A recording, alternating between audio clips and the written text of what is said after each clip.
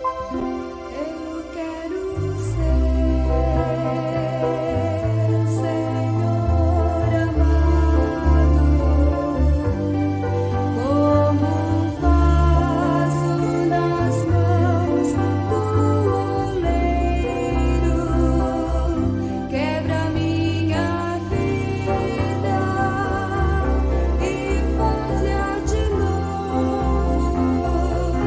Eu quero ser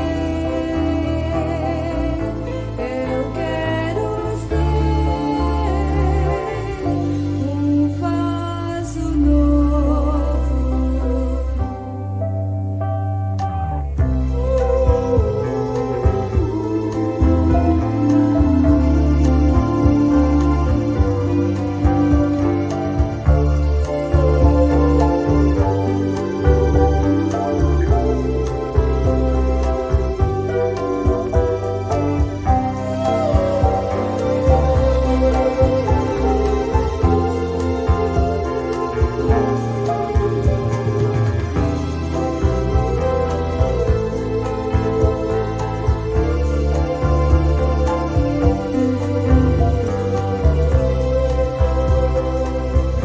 Eu quero ser, Senhor amado,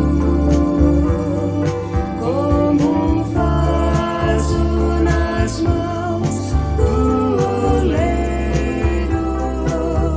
Quebra minha vida e faz-a de novo.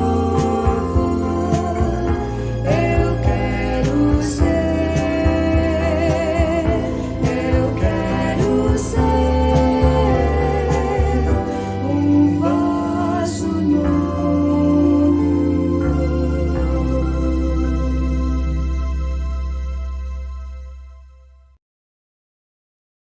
Boa noite, meu amado irmão. Espero que você esteja animado com essa aula de hoje e, mais ainda, espero que você esteja experimentando crescimento. Que a cada dia você esteja mais dedicado a servir o Senhor, a amá-lo de todo o seu coração. Espero que você esteja colocando em prática as disciplinas espirituais para o seu crescimento, tendo o seu tempo a sós com Deus, lendo a sua palavra, orando, mantendo sua vida em conexão com o Senhor o tempo todo, buscando do Senhor o crescimento para a sua vida, sendo útil a Ele, se colocando à disposição dEle para ser usado, orando, intercedendo pela salvação das vidas que estão próximas de você, falando de Jesus às pessoas, tendo um companheiro de jornada, compartilhando com ele seu crescimento, sua fé, sua oração, sua palavra, fazendo contato com as pessoas, convidando elas a conhecerem Jesus, a participarem com você do seu elo, do culto. Espero que Deus esteja trabalhando na sua vida e você esteja se entregando a Ele para o crescimento. Hoje nós vamos ter mais 2 lições nessa aula de hoje. E a primeira delas é servindo a minha geração. Nós vamos falar da experiência de Davi. Nós vamos ler Atos capítulo 13. Primeiro o verso 36, depois nós vamos voltar ao verso 22. São 2 testemunhos a respeito de Davi. Diz assim, Atos 13, 36. Porque Davi, na verdade, havendo servido a sua própria geração pela vontade de Deus, dormiu e foi depositado junto aos seus pais e experimentou a corrupção. Segundo agora o verso 22 desse capítulo 13 de Atos. Depois de rejeitar Saul, levantou-lhes Davi como rei, sobre quem testemunhou. Preste atenção. O que Deus testemunhou de Davi.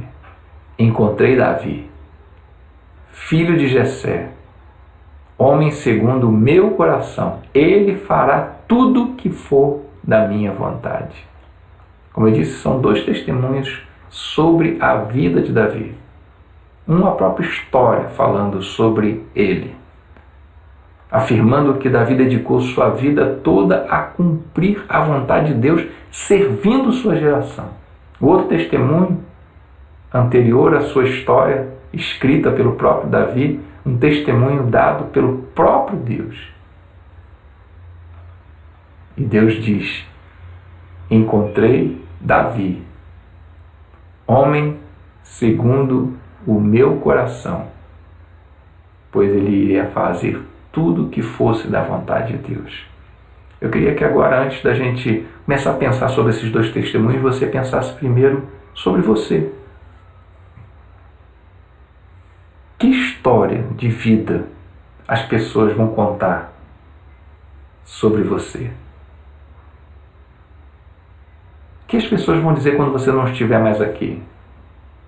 Que testemunho a sua vida vai dar ao final dela? E a segunda pergunta, pense agora um pouco a respeito do que Deus tem encontrado no seu coração. Quando Deus olha para o seu coração e diz: encontrei Davi, um homem segundo o meu coração, que vai fazer a minha vontade.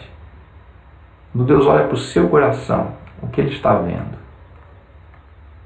Vamos voltar à história de Davi.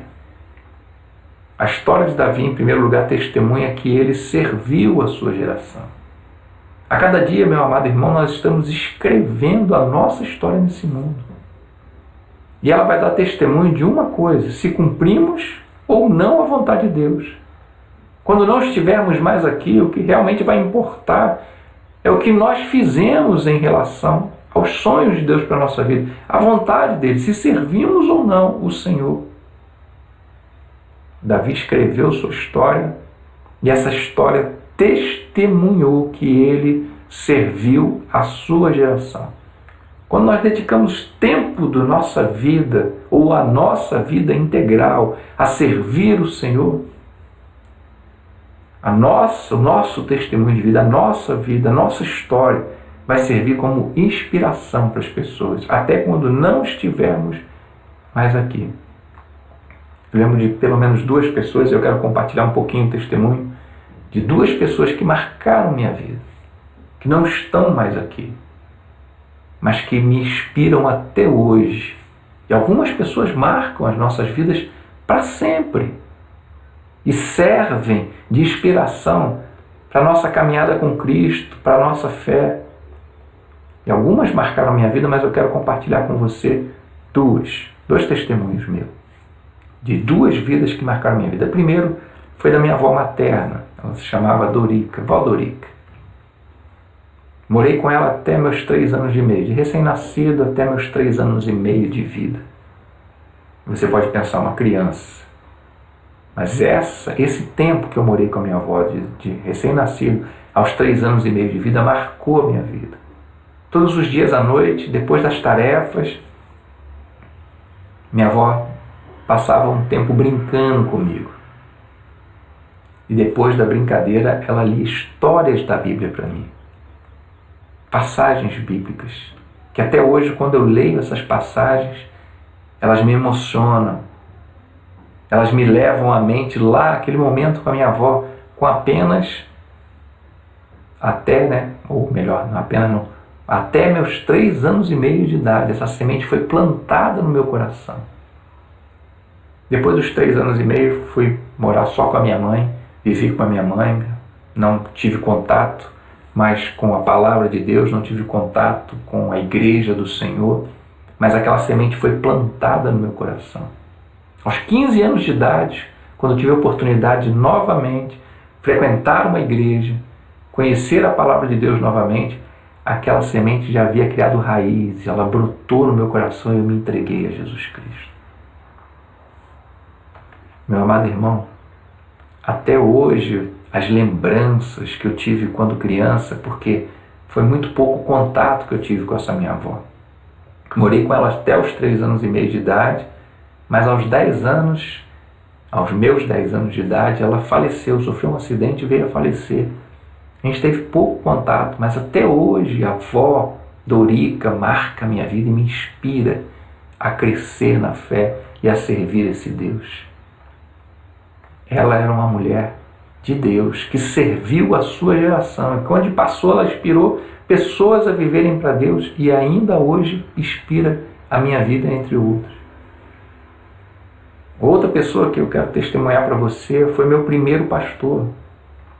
Ele morreu em 2011, acometido de um câncer terrível nos rins. Mas a dedicação daquele homem ao Senhor, a dedicação daquele homem a servir a Deus, o amor que ele tinha por servir a Deus, marcou a minha vida. Milhares de vidas são inspiradas pela vida do pastor Isaac, um homem que amava servir ao Senhor. Também convivi pouco com ele, me converti aos 17 anos. Aos 19 já tive que me mudar para São Paulo. Passei 2 anos ali convivendo intensamente com aquele servo de Deus.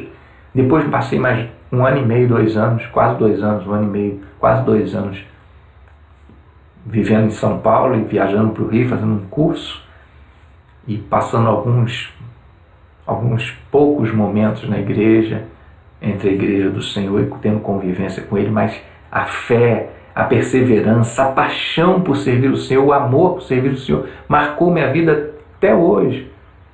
Os últimos anos da sua vida foram momentos combatendo esse câncer, sofrendo, mas crendo no Senhor, pregando a palavra de Deus, amando o Senhor, servindo o Senhor com determinação, com coragem, com entrega total.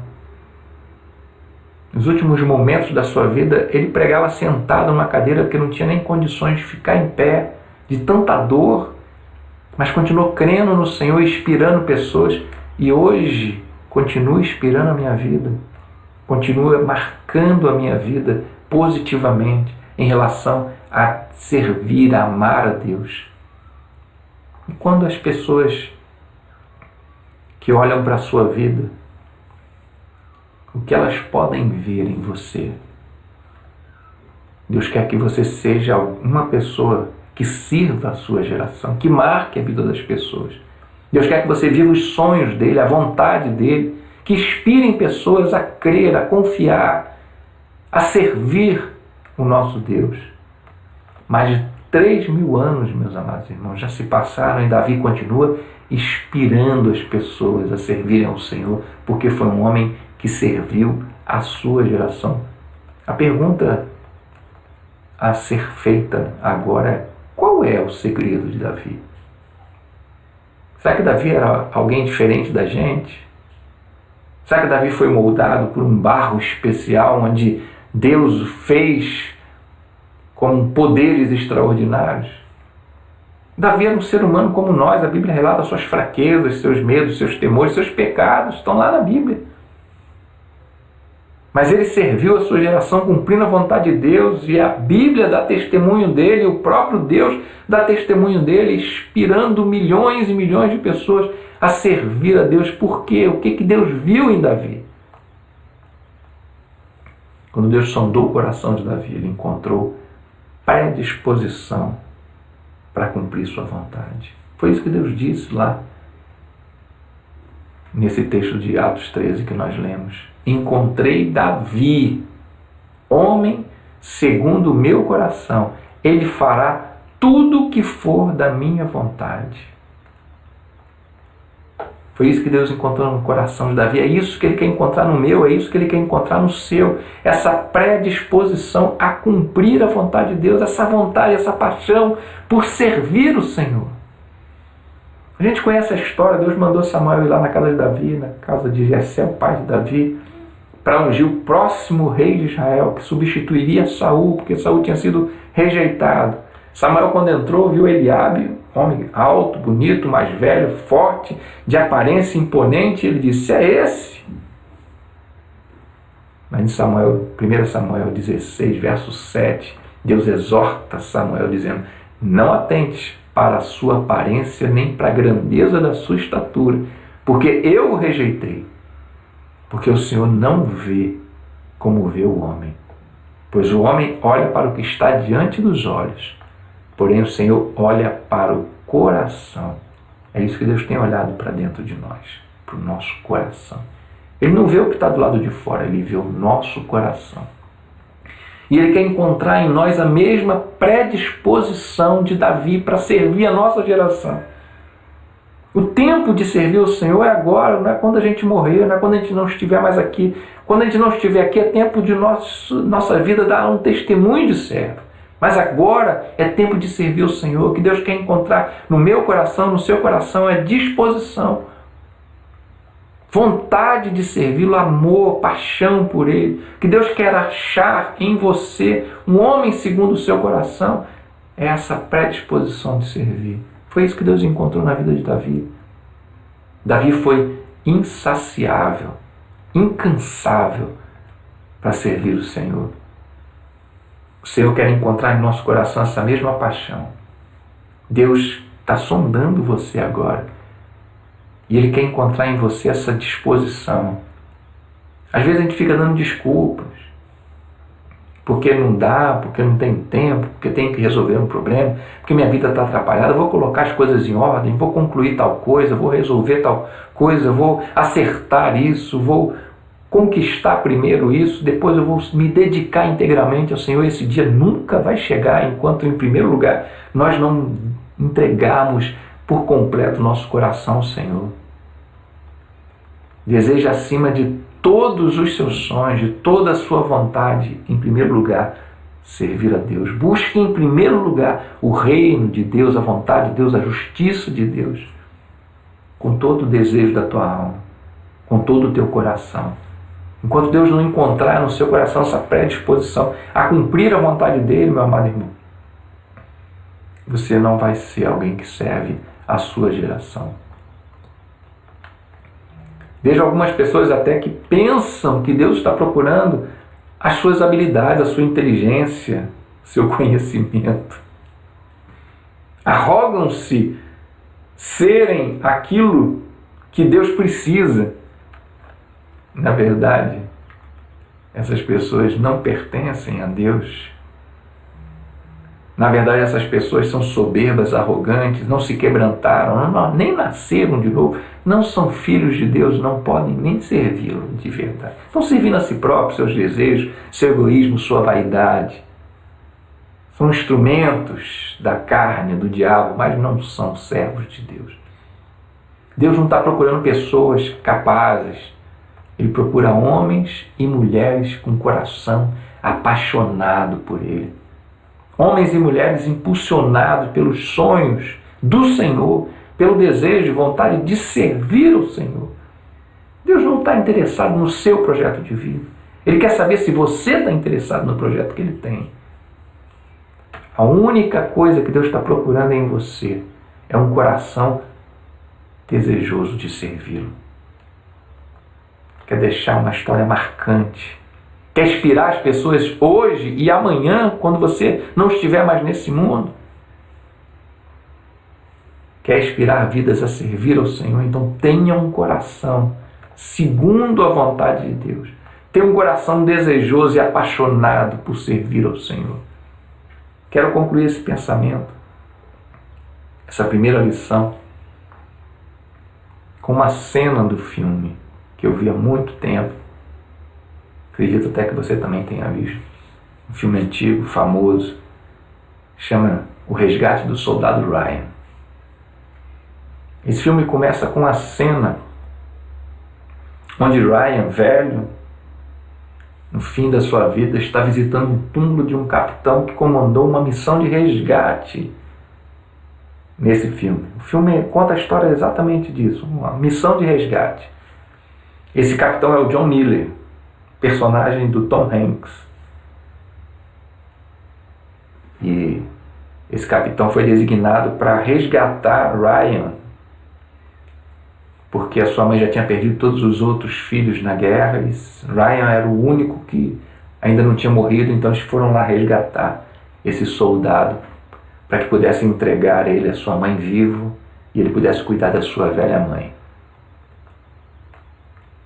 E John Miller, o personagem do Tom Hanks, ao morrer, depois todo aquele grupo de combate que foi buscar ele ter morrido, todos eles foram morridos, as últimas palavras do John Miller Ryan foram: faça por merecer, mereça.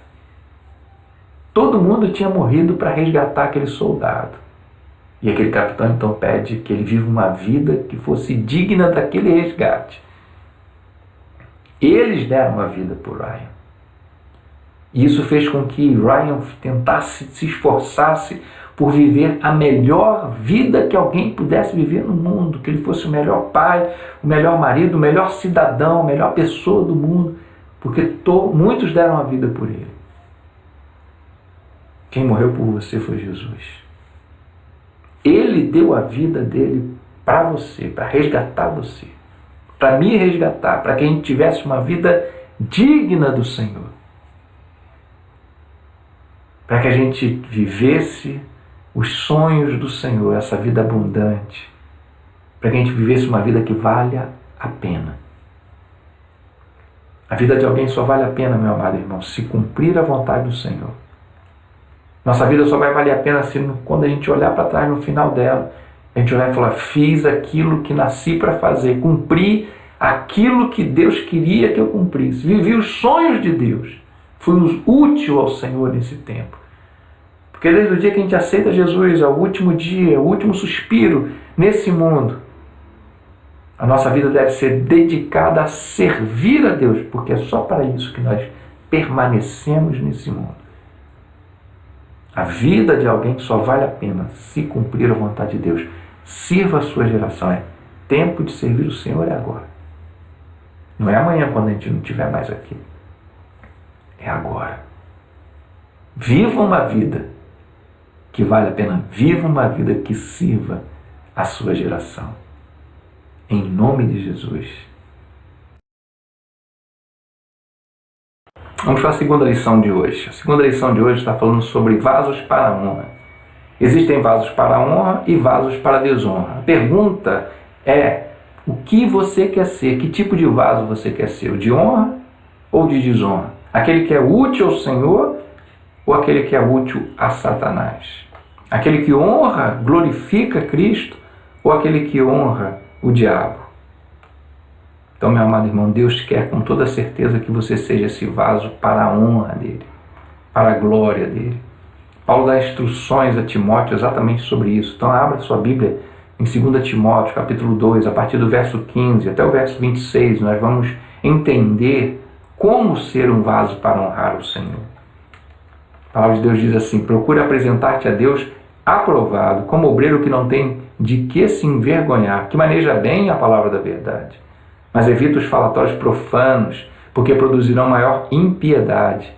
E a palavra desses roerá como gangrena, entre os quais Himeneu e Fileto, os quais se desviaram da verdade, dizendo que a ressurreição já era feita, e perverteram a fé de alguns. Todavia, o fundamento de Deus fica firme, tendo este selo: o Senhor conhece os seus, e qualquer que profere o nome de Cristo aparte-se da iniquidade. Ora, numa grande casa, não somente há vasos de ouro e de prata, mas também de pau e de barro, uns para a honra, outros, porém, para a desonra. De sorte que, se alguém se purificar dessas coisas, será vaso para a honra, santificado e idôneo para o uso do Senhor e preparado para toda boa obra. Foge também das paixões da mocidade e segue a justiça, a fé e o amor e a paz com que com o coração puro invocam o Senhor. E rejeita as questões loucas e sem instrução, sabendo que produzem contendas.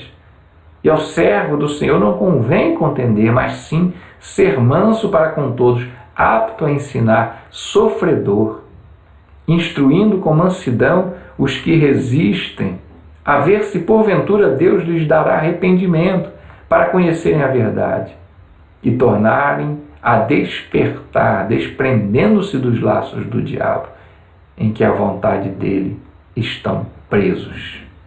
Então, meu amado irmão, Deus quer que você seja um vaso para a honra, útil a Ele. Para isso você precisa observar, se desvencilhar de algumas coisas, observar outras coisas. E a primeira coisa que nós precisamos de fazer para ser esse vaso útil ao Senhor, para a glória, para a honra dele, é sermos praticantes da palavra de Deus. Paulo está dizendo: procura apresentar-te a Deus aprovado, como obreiro que não tem de que se envergonhar, que maneja bem a palavra de Deus. O discípulo de Cristo que quer ser esse vaso usado por Deus, ele precisa de crescer nessa graça e conhecimento do Senhor, ou seja, nesse conhecimento da palavra, mas também na experiência de transformação diária de seu caráter. Deus quer moldar o nosso caráter e por isso nós precisamos conhecer essa vontade revelada da sua palavra. Por isso, meus amados irmãos, permita que Ele trabalhe sua vida, forjando em você o caráter de Cristo. Deus quer que você coloque essa palavra dele em prática. É muito comum algumas pessoas pensarem que a exortação de Paulo a Timóteo aqui está falando sobre somente o conhecimento da palavra. Se a gente prestar um pouco mais de atenção, nós vamos perceber que a palavra de Deus está nos exortando a sermos aprovados. Um obreiro aprovado, do que não tem de que se envergonhar. É lógico que conhecer a palavra de Deus é fundamental, mas do que não ter, do que me envergonhar, significa praticar essa palavra. Vencer as tentações confiando nessa palavra. Vencer o inimigo confiando nessa palavra. Ele exige a prática da palavra. Se quero ser esse vaso útil ao Senhor, usado para toda boa obra, preciso investir tempo na palavra de Deus, aprendendo, conhecendo essa vontade de Deus, mas principalmente preciso desejar praticar essa palavra, ser aprovado por Deus.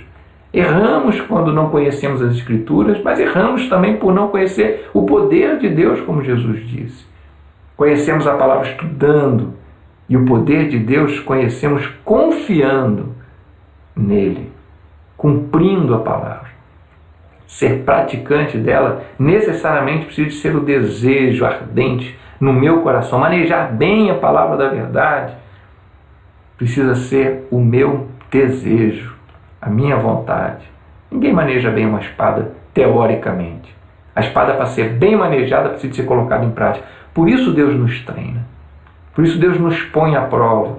À medida que vamos nos tornando hábeis no manejo da palavra, à medida que Deus vai nos proporcionando oportunidades de enfrentar as provações desse mundo e viver a palavra de Deus, vamos sendo forjados e moldados à imagem de Jesus Cristo, úteis para sermos usados pelo Senhor. Outra coisa que precisamos tomar cuidado, meus irmãos, é com as conversas profanas. Paulo diz a Timóteo: evita os falatórios profanos, que produzirão maior impiedade. E a palavra desses roerá como gangrena, entre os quais são Himeneu e Fileto, os quais se desviaram da verdade. É um alerta importante. Nossa conversa necessariamente precisa de ser diferente daqueles que ainda não foram transformados por Deus em filhos dele. Nós somos novas criaturas, nascidos pelo Espírito e habitados por Ele, para termos uma palavra que edifica. Nossa boca precisa de ser a boca do Senhor. Nossa conversa precisa de ser saudável, edificante. Conversas de pessoas que se dizem crentes, que não são saudáveis, que não são santas, que não trazem cura, que não estão alicerçadas na verdade, são conversas de pessoas que não são do Senhor, que não são úteis, não são esses vasos para a honra do Senhor. Falatórios profanos, por si só, já são pecaminosos. Mas, além disso, eles produzem uma impiedade maior, diz Paulo a Timóteo. Ou seja, o produto dessa conversa acaba sendo o desvio, como Himeneu e Fileto aconteceu na vida deles. Eles se desviaram da palavra de Deus e levaram outros com eles. Alguém que quer ser útil ao Senhor precisa ter uma palavra saudável, edificante, abençoadora.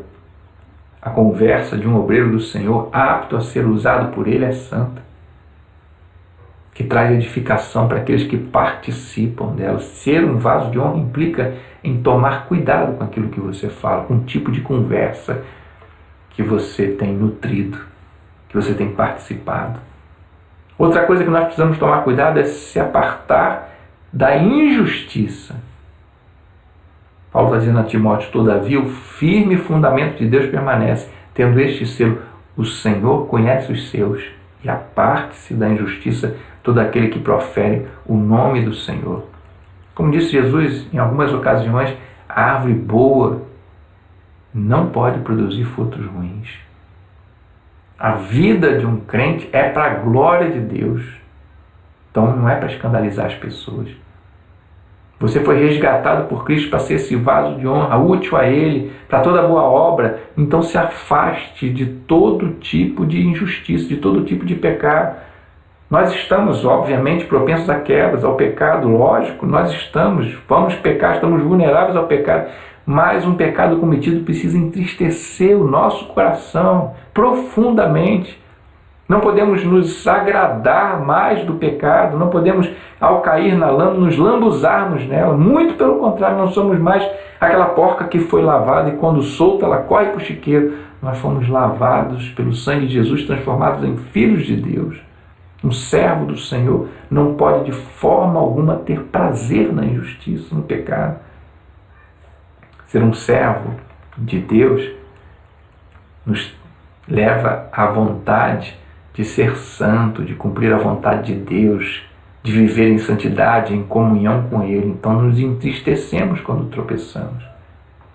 Paulo, quando exortou a igreja de Coríntios, ele disse para que eles não se esquecessem de que os injustos não herdariam o reino de Deus.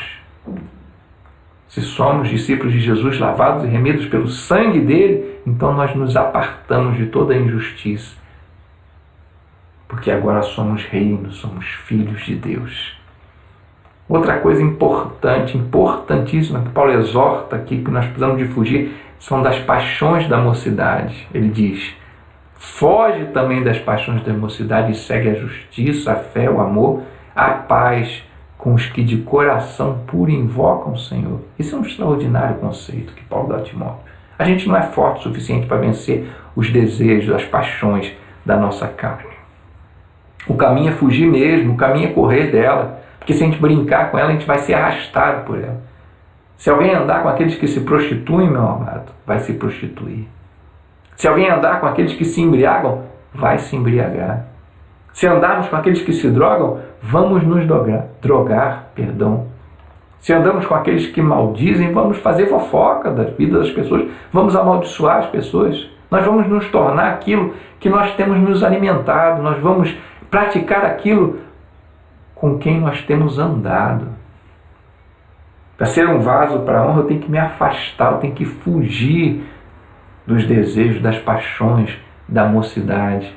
Eu tenho que me afastar das pessoas que praticam isso e andar. Paulo está falando de relacionamento. Eu me afasto para andar com aqueles que estão buscando, invocando o nome do Senhor, estão buscando a paz, estão buscando a santidade. Pecado atrai pecado. Consequentemente, santidade atrai santidade. Vida consagrada atrai vida consagrada. Por onde você tem andado? Ou melhor ainda, com quem você tem andado? Não devemos nos associar a pessoas que praticam as obras da carne. Não devemos nos alimentar com essas comidas que nos contaminam. Devemos fugir das paixões da carne e nos associar àqueles que seguem a justiça, seguem a fé, o amor, a paz. Aqueles que com o coração puro invocam o nome do Senhor. Fuja de tudo que te seduz. Fuja de todos aqueles que caminham depravadamente no pecado. E se associe, se aproxime de pessoas que têm buscado o Senhor, para que a tua fé seja edificada, para que a tua alma seja alimentada com as coisas do Senhor. Paulo também nos manda tomar cuidado com as conversas que geram contendas. Ele diz: e rejeita as questões tolas e desassociadas, sabendo que geram contendas. E ao servo do Senhor não convém contender, mas sim ser brando para com todos, apto para ensinar, paciente. Sua vida é para honrar Deus, não para promover discussões, desavenças, contendas. Nossa vida é para servir, para promover unidade, reconciliação, o ministério que nós recebemos do Senhor da reconciliação. O que sair da nossa boca deve servir para edificar a vida das pessoas. Não abra sua boca para causar desavenças, contendas, intrigas. Se o que vai sair da sua boca vai causar algum tipo de contenda, então cala a boca. Porque Deus abomina esse tipo de coisa. Isso é obra dos vasos de desonra, daqueles que servem ao inimigo. O servo do Senhor não convém contender, mas sim ser brando, ser manso. É incoerente eu dizer que sou um filho de Deus e estar sempre pronto para a briga, para a luta, preparado com a contenda. Existem crentes que deveriam se envergonhar disso, mas ao contrário, se gabam de estar sempre pronto para uma boa briga, de não rejeitar nenhuma briga, de lutar, de se gabam das suas vitórias, das suas contendas. Nossa luta não é contra a carne e sangue, mas contra as trevas, contra o príncipe das trevas. O diabo é que gosta de contendas, de desavenças, de intrigas. O diabo é que gosta de afastar as pessoas, de romper relacionamentos.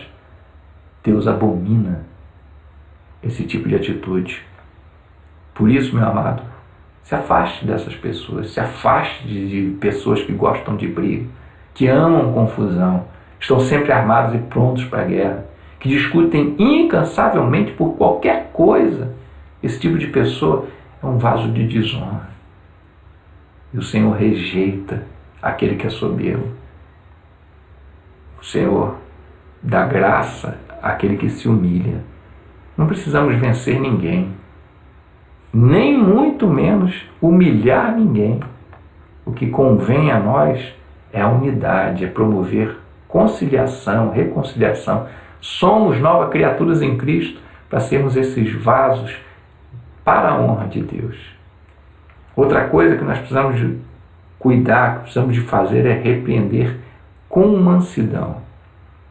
A palavra de Deus está dizendo ali, corrija com mansidão os que resistem na esperança de que Deus lhes conceda o arrependimento, para conhecerem plenamente a verdade e que se desprendam dos laços do diabo por quem haviam sido presos para cumprir a vontade de Deus. A gente precisa de fazer algo mais do que simplesmente não participar das fofocas e evitar contendas. Nós precisamos nos importar com os nossos irmãos, que por algum motivo caíram nas armadilhas de Satanás. Por isso, no seu processo de crescimento, você precisa também olhar para o outro. Precisamos repreender, exortar, com esperança de que as pessoas se arrependam e retomem sua caminhada de santidade. Quem está em pé, como diz a palavra de Deus, precisa de cuidar de si para não cair, mas também precisa estar atento àqueles que tropeçaram para tentar ajudá-los a levantar. Nós somos o corpo de Cristo, unidos no amor de Cristo, para viver, para cumprir o ministério da reconciliação. Nós não podemos nos esquecer de que estamos sujeitos a quedas e não nos esquecer de que estamos na vida um do outro para ajudar a cada um a se levantar quando tropeçar. A gente não está nesse mundo para julgar a vida de ninguém. A clara intenção de Paulo a Timóteo é de resgatar as pessoas. Ele está instruindo Timóteo a enxergar aqueles que estão resistindo como inimigos, mas que não são inimigos. Porque o nosso inimigo não é o nosso irmão. Eles precisam ser repreendidos com mansidão quando encontrarmos eles em erro, na esperança de que Deus trabalhe em seus corações e eles se livrem das ciladas, dos laços do diabo. Não podemos fechar os nossos olhos a irmãos que se encontram embaraçados nas armadilhas do diabo, mas precisamos fazer algo para ajudar essas pessoas, corrigi-los com mansidão e amor, com o propósito, a intenção de restaurá-los, de libertá-los, de reconduzi-los à vontade de Deus. Ser um vaso útil ao Senhor envolve também cuidar das pessoas. Envolve ajudar aqueles que por qualquer motivo se desviaram da presença de Deus. Não podemos deixar aqueles que caíram nas armadilhas de Satanás permanecerem presos nelas. Sempre que encontrarmos um irmão aprisionado em uma armadilha, não pense que você não tem nada a ver com isso. Exorte-o a voltar ao caminho. Ajude-o a perceber que ele caiu na armadilha. Ajude-o a retomar sua caminhada com Cristo, a voltar para o centro da vontade de Deus. Ele é parte de você, se importe com ele. Corrija-o com mansidão, com amor. com paciência, cuidando para que você não caia na mesma armadilha. Se você se purificar dessas coisas, se você observar essas coisas, vai ser um vaso de honra, vaso para a honra, útil para a glória de Deus. Esse é o desejo do meu coração para você. Essa é a vontade de Deus.